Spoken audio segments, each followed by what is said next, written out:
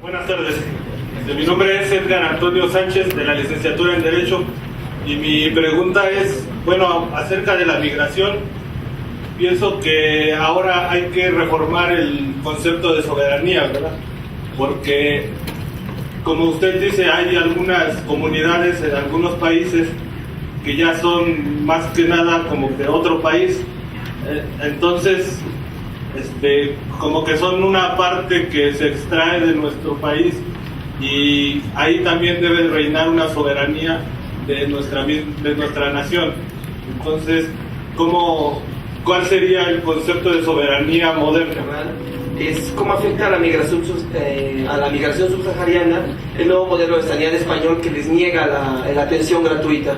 Eso por un lado, y por otro, aprovechando los especialistas de aquí de la universidad, y hablando un poco en tono de políticas, ¿cómo intervienen las políticas de atención a migrantes al campo social transnacional? Muchas gracias. Aquí adelante, por favor, necesitamos el micrófono. Sí. Adrián, de Sociología. Una pregunta para Fernando. Usted cuestionaba la cuestión de la modernidad, sobre todo con la forma en que Occidente ha tratado a África. Sin embargo, Occidente ha precisamente establecido los fundamentos éticos y epistemológicos para generar un humanismo universalista que reconozca los derechos generales de los individuos. ¿Cómo ser compatible esta diversidad que usted ve desde la otredad con el proyecto de la modernidad? ¿Sí? Y para Santiago, lo mismo, ¿no? Él hace un cuestionamiento epistemológico acerca de lo que es la migración y el migrante. Sin embargo, recuperando a Boaventura da Sousa, el hecho de que el migrante se vea como un ciudadano, es decir, el derecho a tener derechos, la ciudadanía, ¿cómo compaginar el término ciudadanía con el término de migrante? ¿Sí?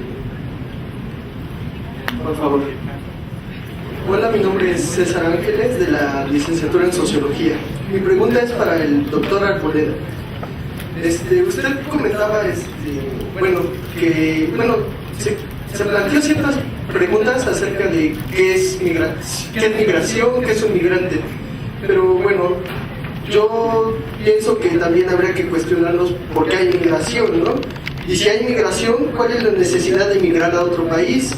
¿Y qué hay del miedo de la población ante la migración?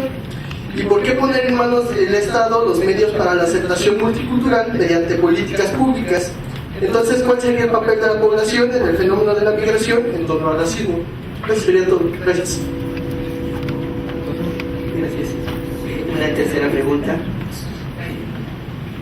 Hola, buenas tardes. De la convivencia entre árabes y europeos y el concepto de integración. Muchas veces, leyendo uno a los políticos, etcétera, dice que como siguen con sus escuelas, con su idioma, con su mezquita, entonces siempre serán un cuerpo extraño dentro de la sociedad francesa o alemana o española. ¿Cómo incorporar esos conceptos de conservar su identidad y al mismo tiempo crear vínculos de comunicación e interacción con las otras culturas? Vamos a ver, muchas de las cuestiones que se han planteado están muy próximas y relacionadas. Vamos a ver. Sí, bien.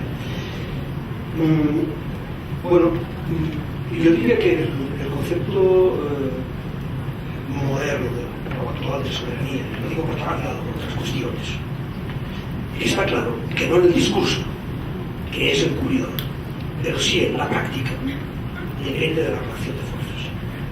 Les doy un ejemplo.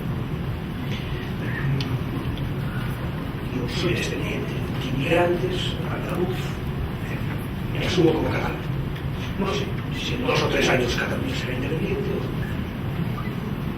pero sí sé que está reconocido desde la derecha hasta la izquierda más radical en Cataluña que si hay independencia las dos lenguas oficiales de Cataluña van a ser el español y el catalán. Eso es un movimiento histórico de variación de relación de fuerzas. Cataluña es la tierra de los catalanes, por lo tanto la de mi madre, no la de mi padre. Y eso hay un proceso, en lo cual hay una serie de pautas de comportamiento que se van introduciendo y que varían el comportamiento de los demás grupos. Pero hay algo que no se puede escamotear. Cuando se va a Francia, se va al país en que los franceses son mayoría y son hegemónicos. Las leyes supuestamente universales y abiertas son francesas. Solo una variación en la relación, no seamos ingenuos, solo una variación en la relación de fuerzas hará que, no lo sé, pongamos por caso, dentro de un tiempo, en determinadas zonas de Francia, las lenguas oficiales sean el francés y el árabe, por poner un ejemplo. ¿De acuerdo? Claro, ¿es compatible la interculturalidad con el universalismo occidental? No. Por doble razón. Una. Primero, porque lo único que hay en nuestras leyes de nación-estado son particularismos encubiertos que hablan en nombre de la humanidad, de la igualdad fundamental entre todos los individuos, pero como quien no quiere la cosa, solo del grupo hegemónico histórico dominante hay leyes. Los restantes grupos no tienen derecho a leyes, salvo en cuestiones consideradas marginales o folclóricas, como la doctora Pizarro nos ha hablado, pero que tienen mucha importancia porque varía el comportamiento. Por ejemplo, en el caso histórico de la cultura catalana, es un patriarcado duro, poco afable, digamos, poco comunicativo, poco afectuoso. Hay una variación en la cultura catalana, y es de raíz andaluza. Nos besamos, somos simpáticos, más divertidos que antes. Evidentemente, desde un punto de vista histórico, somos catalanes descafeinados. Bueno, eso es todo. Y segundo, y una cuestión muy importante, no solo es un particularismo encubierto, y por eso no hay interculturalidad, sino que no hay percepción sagrada de nuestra relación, ni con el entorno natural, ni con los grupos humanos. ¿Cómo se pueden crear vínculos entre comunidades? Bueno, de facto se está produciendo. Lo que el doctor López plantea, es decir, cómo las migraciones transnacionales y a veces incluso transcontinentales se están dando. Incluso el cambio de mayorías en barrios. Lo podemos ver en París, lo podemos ver en Londres, en Chicago. Un barrio puede pasar de una mayoría, por ejemplo, no sé, en Vertienne, arrondissement de París, el paso de una mayoría negroafricana a una mayoría árabe magrebí. Bueno, eso está ahí. ¿Dónde está el problema? El problema primero es que tendríamos que denunciar, como académicos, como intelectuales, el encubrimiento a través del lenguaje de la realidad. La ley es una ley francesa, la ley es una ley española o catalana, y representa a un colectivo histórico. En la medida en que se puedan introducir variaciones, podrá ser un reconocimiento de que hay minorías activas. Un riesgo que yo veo en confiar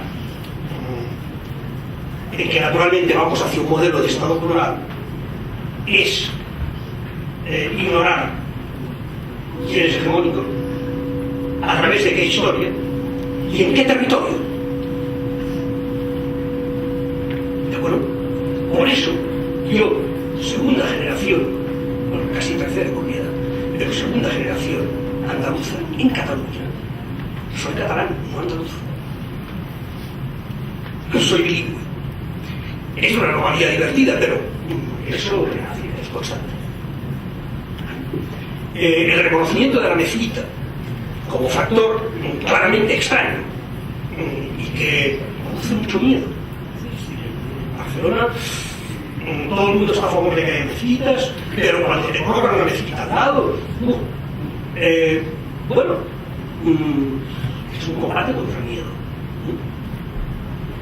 Y claro, probablemente en las constituciones no se puede colocar incrustaciones legales ajenas o ultraminoritarias, pero sí aceptar que determinados colectivos, territorializados o no, pueden tener códigos de justicia particulares e incluso de enseñanza particular. Eso es un proceso.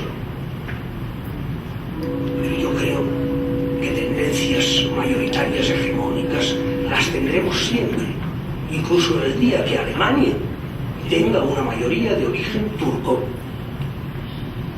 Estoy exagerando. Pero no, eso es pensable,